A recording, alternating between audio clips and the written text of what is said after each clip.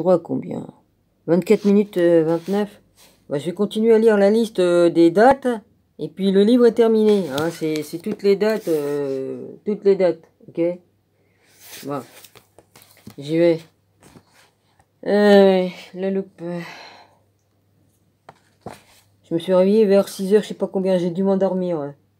Le problème c'est que je m'endors comme ça. Oui, enfin c'est pas grave, je vais pas raconter ma vie, vas-y, c'est bon. Hein, je raconte assez ma vie comme ça, c'est bon. Allez, vas-y. Alors, j'étais arrêté à quoi? Je repars un petit peu en haut. Autour de 42-44.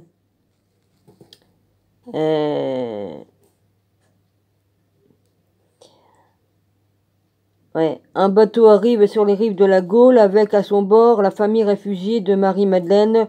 Paul voyage et écrit des épîtres à différentes communautés chrétiennes.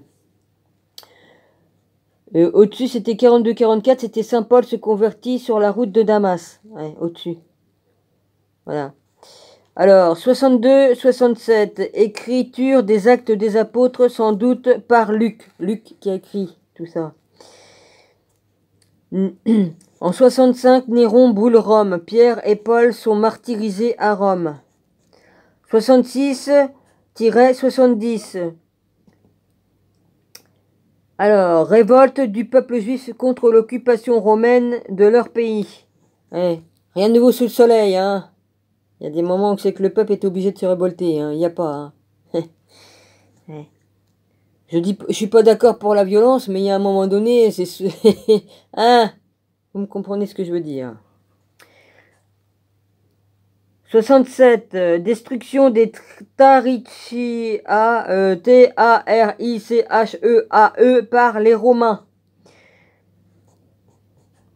Autour de 70-71, écriture de l'évangile de Marc probablement à Rome. L'original est réprimé. Chute de Tarichea. En 67, chute de Jérusalem dans la destruction du temple de Hérode en 70.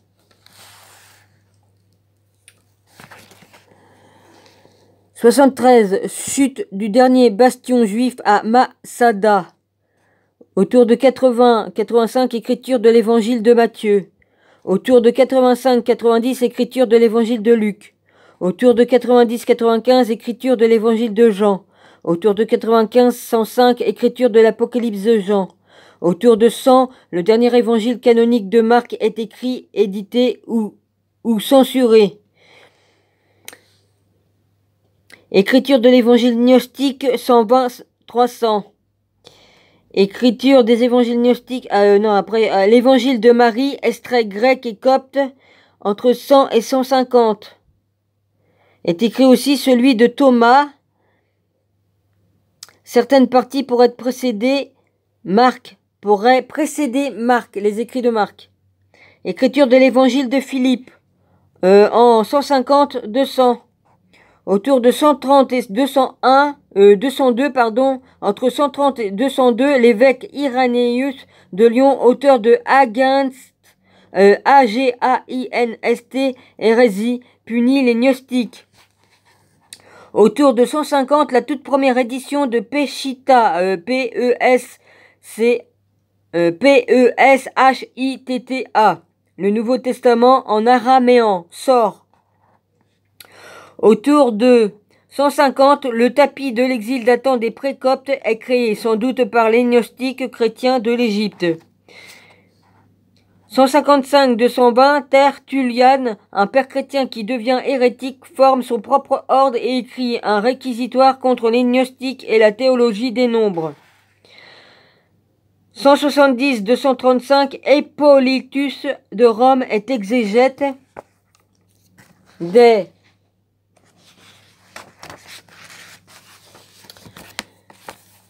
des écritures chrétiennes, écrit un commentaire sur le Cantique des Cantiques et un réquisitoire contre les hérétiques. 185-254, Origène, un brillant philosophe chrétien d'Alexandrie, apparaît sur la scène. Il est condamné comme hérétique au 5e Conseil œcuménique en 553. Autour de 250 à 300, la Pistis-Sophia et autres traités gnostiques sont écrits. 325, tenue du Conseil de Nicée. 342-420, Jérôme traduit les Saintes Écritures grecques en latin, masquant la gématrie grecque. C'est pas gentil, ça, hein, de masquer la gématrie. Non, non, ça en faisait partie, hein, mon garçon. Autour de 350, les tout premiers exemplaires existants du Nouveau Testament grec font leur apparition. Sinaiticus Vaticanus. 354-430, Augustin, évêque de Hippo, occupe la scène. Autour de 360 à 400, les gnostiques sont persécutés. Les évangiles gnostiques sont dissimulés dans des pots de terre près de Nagamadi. Voilà, les livres que je vous ai lus. C'est pour ça qu'il ne faut pas les écarter. Toute la vérité est dedans. Ça gênait certains papes et puis certains, hein, les autres, quoi. Les trucs, là, les Romains. Ouais, enfin bref. C'est pour ça qu'il manque des mots, parce qu'il y a les fourmis qui en ont mangé une bonne partie. Mais bon. Hein, dedans, il y avait le livre de Marie-Madeleine, il y avait tout ça. Hein. 420-500, les barbares renversent l'Empire romain. Madragon, je t'ai mis tous les titres de Nagamadi. Voilà, c'est ça la liste que je t'avais mis, Madragon. Les barbares renversent l'Empire romain. 420-500, Rome tombe et le pape se rend à Attila. L'Empire romain se désintègre. Attila le 1, où rien ne repousse après ses pas. Ouais, on connaît la légende. 428-751, la dynastie mérovingienne gouverne le royaume des Francs, la Gaule. Ouais, notre chère Gaule. 480-511, le roi Clovis I convertit les Francs au catholicisme romain. 591, dans une homélie, le pape Grégoire le Grand 540-604 déclare identifier Marie-Madeleine à la fois comme le cœur de Lazare qui oint Jésus, hein, comme la sœur, pardon. Je reprends. Le roi Clovis I convertit les Francs au catholicisme romain de 481 à 511. Dans une homélie, le pape Grégoire en 591 Grand 540 à 604 déclare identifier Marie-Madeleine à la fois comme la sœur de Lazare qui oint Jésus et la femme pécheresse dans l'évangile de Luc. On est tous pécheurs sur terre, hein, mais c'était pas une pute. Hein. Faut arrêter de dire que c'est une prostituée, c'est faux. Voilà. 550 à 711. Les armées musulmanes traversent le Proche-Orient et l'Afrique et conquièrent puis occupent l'Espagne et le sud de la France. 732, Charles Martel, 741, bat les Maures à Poitiers et sauve l'Europe chrétienne. 500 à 1000, les années noires commencent, les hordes des barbares et les vikings menacent les vestiges de la civilisation romaine. Les ordres monastiques apparaissent, préservent l'érudition et la culture chrétienne. 800, Charlemagne est couronné saint-empereur romain par le pape de Rome. 1066, Norman William le Conquérant conquiert l'Angleterre. 1098-99, la première croisade des Européens conquiert Jérusalem et triomphe devant les Sarrasins. 1118, l'ordre des pauvres chevaliers du temple de Salomon est créé. 1139, le pape Innocent II demande le célibat des prêtres. Quelle grosse connerie celui-là il a mis, mais bon. 1209-1250, le pape et le roi de France conduisent la brutale croisade albigeoise contre les hérétiques du Languedoc. Allez, encore des assassinats, allez. Parce qu'ils disaient la vérité sur Jésus et tout ça. Ouais. 1224-1274, Thomas d'Aquin occupe la scène. Il meurt en commentant le Cantique des Cantiques. En 1224-1274, oui. En commentant le Cantique des Cantiques. 1233-1237, mise en place de l'acquisition pour éliminer les hérésies. Ah, ça fait du beau travail tout ça, hein. 1244, chute de Montségur, citadelle séminaire des Cathares.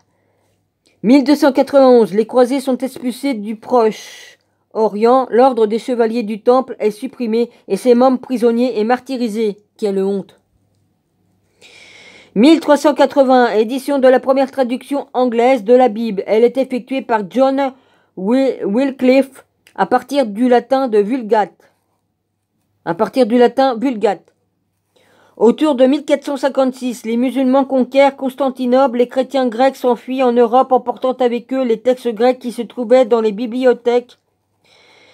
1450, apparition de la presse imprimée. Les traductions de la Bible sont imprimées à mince, M-A-I-N-Z. C'est en 1450, c'est ce que j'ai dit, ouais. 1492, Christophe Colomb arrive aux Antilles. Il est tellement con celui-là, il a cru qu'il était arrivé chez... Hein? Ouais, je croyais... Enfin bref.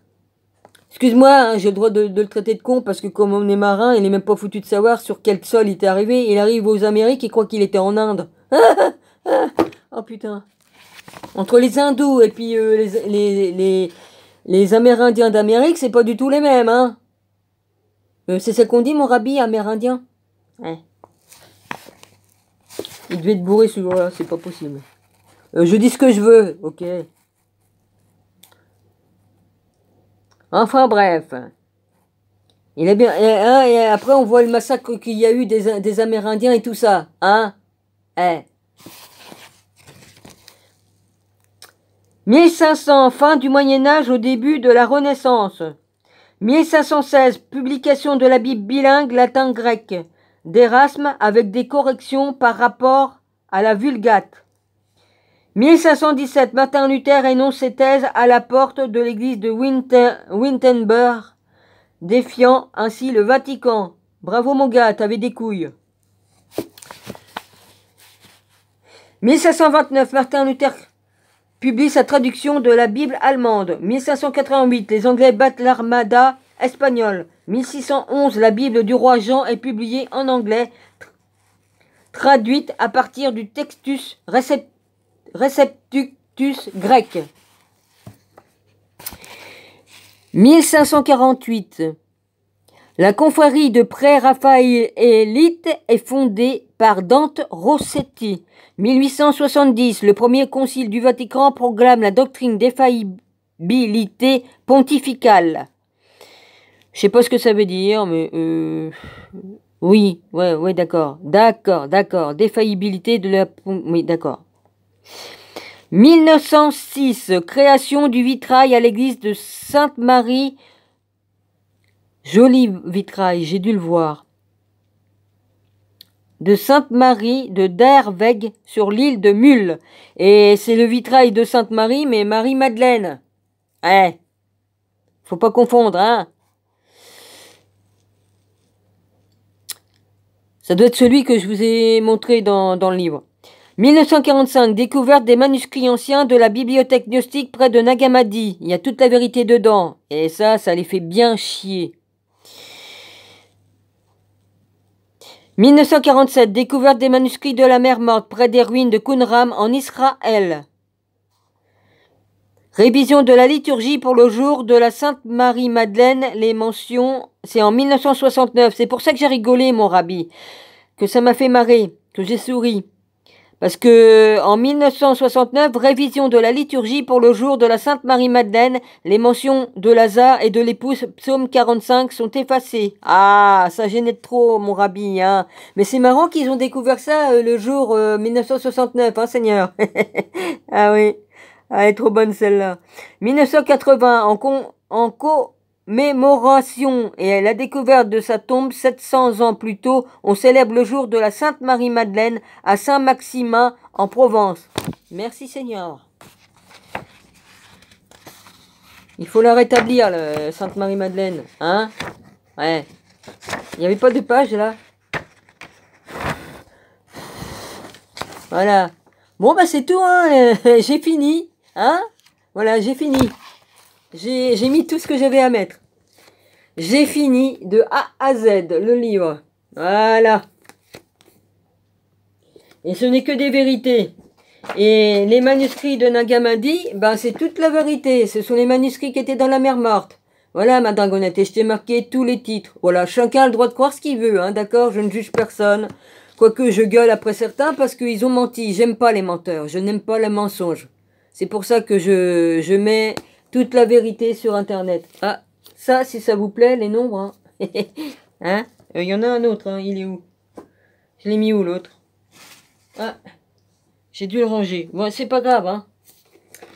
Il y en a 3 volumes. Ouais, je sais pas où je l'ai posé. Ah merde. Hein?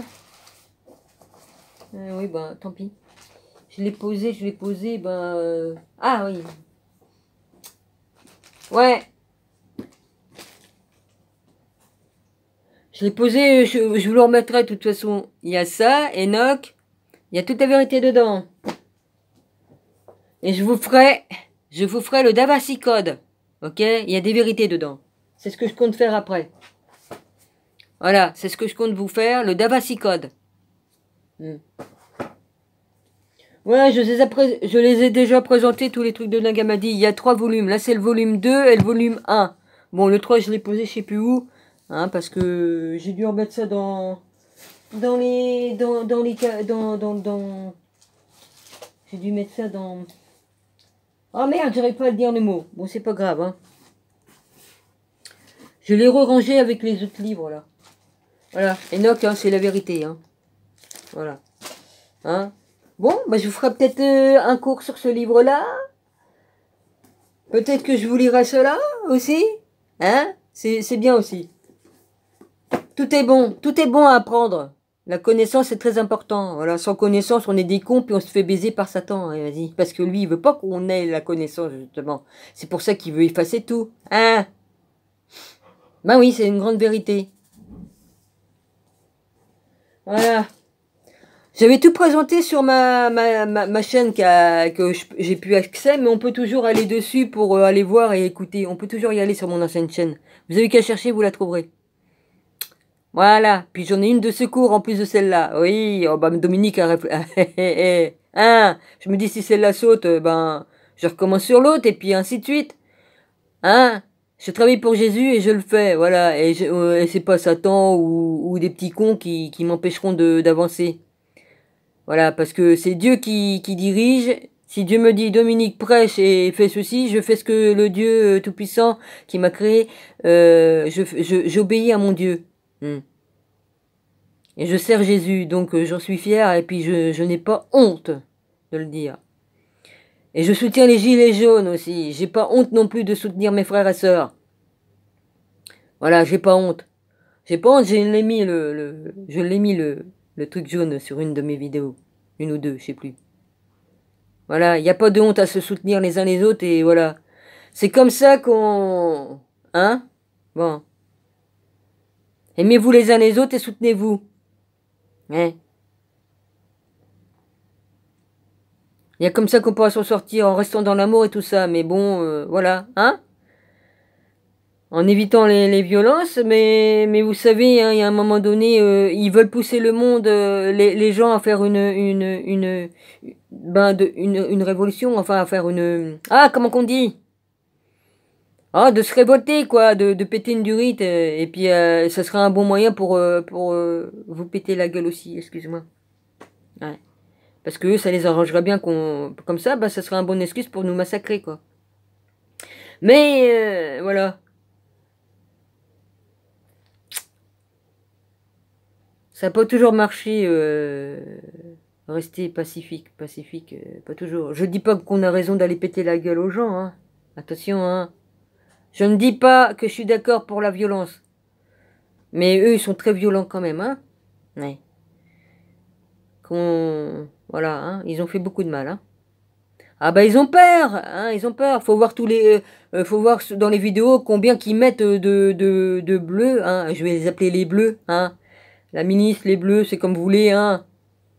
Ça me rappelle 39-45. Enfin bref. Sauf que là, ils ont la technologie en plus moderne, hein, c'est tout, mais bon. Ils ont tellement peur des gilets jaunes qu'ils les nassent et ils mettent c'est toujours s'ils mettent pas 100 flics pour une personne. Voilà, je veux dire ça comme ça. Aïe, aïe, aïe. Aïe, aïe. Mais il y en a qui sont du côté du peuple, il y en a, ils le disent pas ou ils disent entre deux lignes. Mais ils sont obligés d'obéir, hein, à leur hiérarchie. Il y a des bons partout et des mauvais, hein. Faut pas croire. Il y a aussi des riches qui soutiennent, hein. Il y a des riches aussi qui sont bons, qui soutiennent aussi. Faut pas croire qu'il y a que des pourris, hein, quand même, hein. Heureusement. Ouais, heureusement, Seigneur, hein. Tout n'est pas vérolé, heureusement. Voilà, je vais arrêter ici, hein. Voilà, 20 minutes, j'ai le droit à 24, mais bon, voilà. Je vous embrasse tous, soyez tous bénis. J'ai mon téléphone, il est bouillant. C'est à cause de la batterie qui est morte, et puis je suis obligée de tout le temps être branchée, parce qu'elle se vide tellement vite que, voilà, sinon je pourrais même pas faire de vidéo. La vache, il est bouillant le truc, il va me péter à la gueule un de ces jours. Excusez-moi des gros mots. Aïe, aïe, aïe. Voilà. Mon rabbi, je t'embrasse et je te bénis, ma dragonnette. Bah tiens, je vais prendre le temps. Ma dragonnette, je te bénis aussi. Nymphotech, enfin tous les frères et sœurs. Hein. Voilà, dont Missionville, Philippe. Voilà, soyez tous bénis. Si j'en oublie, pardonnez-moi, d'accord, mais je vous bénis tous.